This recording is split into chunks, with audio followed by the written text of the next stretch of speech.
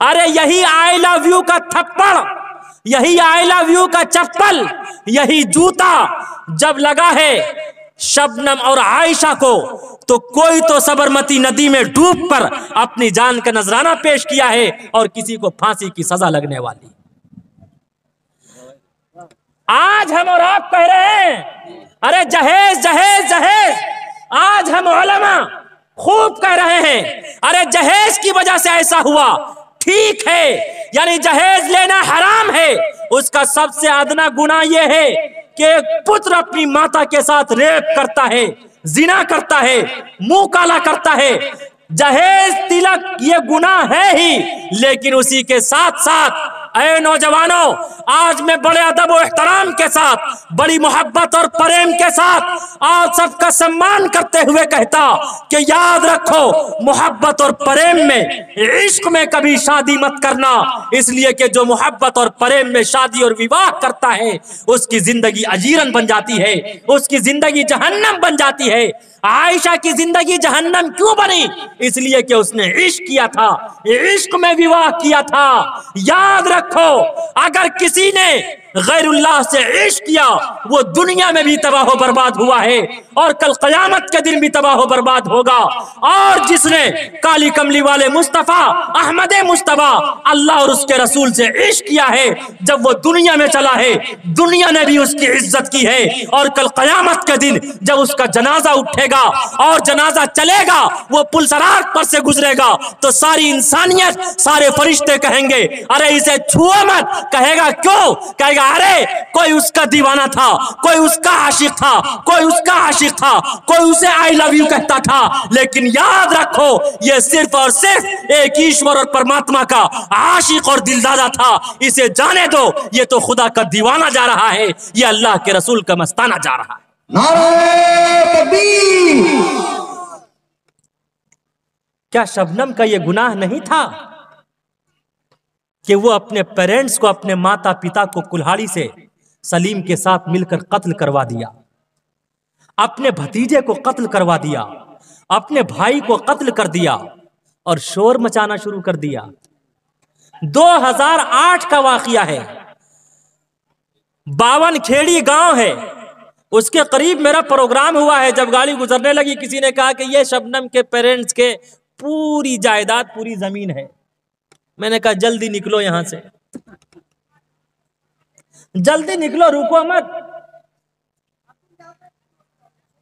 इतना बड़ा गुनाह, जाहिर सी बात है इस गुनाह की इजाजत शरीयत कैसे दे सकती है? और आज भी हमारे घर की हमारी बहनें, हमारी बेटियां रास्ते से चल रही हैं और बॉयफ्रेंड के साथ जा रही, और हम मुस्कुरा रहे हैं, हमारी पेशानी पर शिकन तक नहीं आ रहा। इसलिए आज यहां से ये पैगाम लेकर जाओ, ये संदेश लेकर जाओ, आई लव यू अगर कहना है, अरे अपने घर में बैठी हुई अपनी वाइफ से कहो, जो तुम्हारी मूर्ति है उसकी पूजा करो। अरे अपनी माँ से कहो आई लव यू, अपनी बहन से कहो आई लव यू, इसमें सवाब मिलेगा। बल्कि काली कमली वाले मुस्तफ़ा मुहम्मदुर रसूलुल्लाह सल्लल्लाहु अलैहि वसल्लम ने इरशाद फरमाया, अगर कोई शौहर अपनी बीवी से कहता आई लव यू, मोहब्बत करता, और बीवी भी जवाब देती मैं भी आपसे मोहब्बत करती, आप अलैहिस्सलातु वस्सलाम फरमाते अल्लाह उन दोनों को देखकर मुस्कुरा दिया करता। सुभान अल्लाह, सुभान अल्लाह। बताओ इससे बड़ी कोई चीज हो सकती? लेकिन नहीं नौजवानों, आज हम और आप फौरन जज्बे में आ जाते।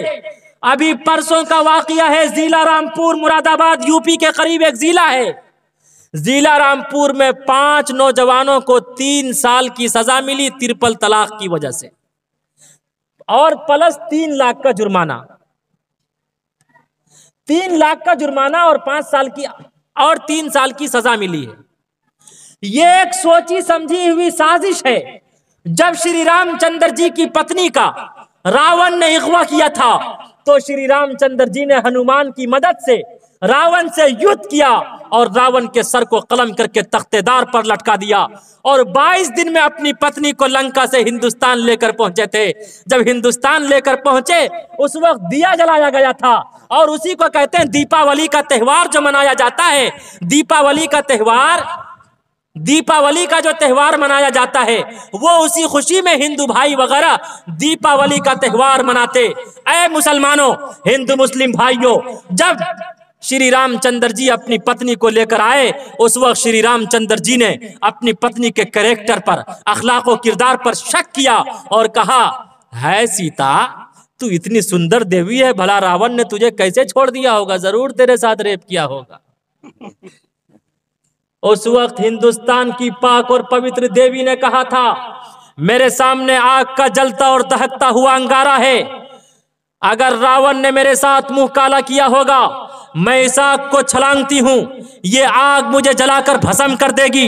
लेकिन अगर रावण ने मेरे अखलाक और किरदार, मेरी इफ्फत और पाक दामनी को अगर रावण ने तार तार न किया होगा, मेरे साथ रेप न किया होगा, मेरे साथ दुष्कर्म न किया होगा, मैं इस आग को छलांग जाऊंगी, आग मेरा एक रोंगटा भी नहीं जला सकती।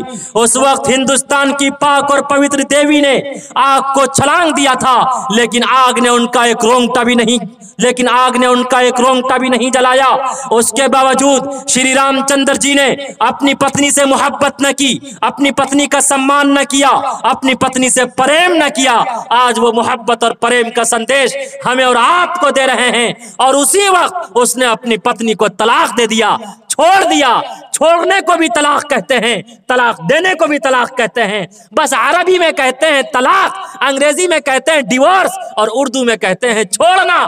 छोड़ने को भी तलाक कहते हैं। उसी वक्त जैसे ही तलाक दी सीता मैया ने, हिंदुस्तान की पाक और पवित्र देवी ने धरती को मुखातब करके कहा, ऐ धरती, इससे बुरा दिन मेरे लिए कोई नहीं हो सकता, तू फट जा और मुझे अपने अंदर निगल ले। उसी वक्त जमीन फट गई, जमीन ने सीता मैया को अपने अंदर दबोच लिया। उसे कोई बताने वाला नहीं है। आयशा डूब कर मर गई, उसने गलत किया, उसे सबने बता दिया कि गलत किया या सही किया या सही ना किया, उसे सबने बता दिया। लेकिन श्री रामचंद्र जी की वाइफ के बारे में किसी ने नहीं बताया। लेकिन मैं बड़ी दिलेरी के साथ बताना चाहता और ये कहना चाहता, याद रखो मुसलमानों, ये सोची समझी हुई साजिश है। तलाक बहाना है, मुसलमान निशाना है। इसलिए कभी भी जज्बे में आकर अपनी बीवी को तलाक मत दिया करो। कौन कौन तलाक देंगे? दोनों हाथ उठाकर बताइए। वाह, माशाल्लाह।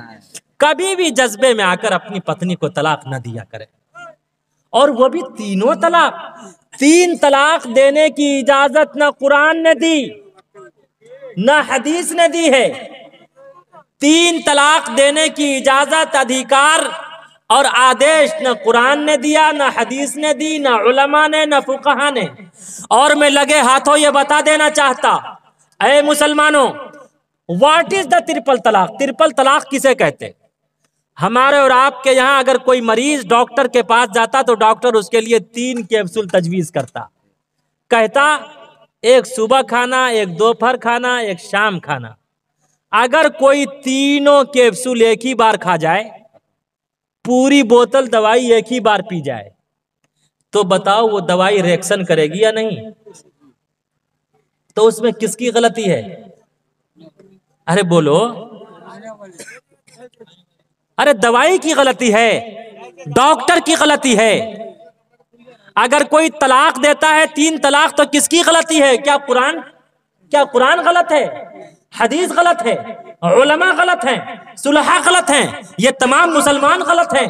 नहीं मुसलमानों, याद रखो, जिस तरह वहां न दवाई गलत है, न डॉक्टर गलत है, बल्कि मरीज गलत है, ठीक इसी तरह न कुरान गलत है, न हदीस गलत है, न उलमा गलत है, न फुकहा गलत है, न मुहद्दिसीन और मुफस्सिरीन गलत है। अगर गलत है तो गलत तरीके से तलाक देने वाला ये मुसलमान नौजवान गलत है, जो जज्बे में आकर अपनी बीवी को तलाक दे दिया करता और उलमा के पास आकर शिकायत करता, हजरत मेरी बहू बहुत टेढ़ी है, मेरी वाइफ बहुत टेढ़ी है, जलेबी की तरह। याद रखो, अल्लाह ने उसे टेढ़ा बनाया है, अल्लाह ने उसकी फितरत में टेढ़ापन रखा है, अल्लाह ने उसकी फितरत में जज्बा रखा है। अगर औरत के अंदर जज्बा ना हो, औरत इमोशनल ना हो, औरत जज्बे में ना आए, तो खुदा की कसम शादी के बाद अपने शौहर के साथ जीवन न बिताए।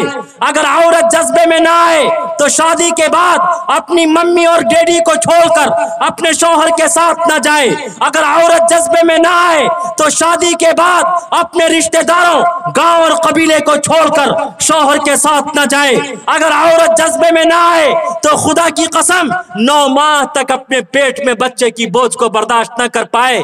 आज हम और आप 5 किलो का वजन अपने पेट पर बर्दाश्त नहीं कर पाते, लेकिन वो औरत 9 माह तक अपने बच्चे के बोझ को बर्दाश्त करती है।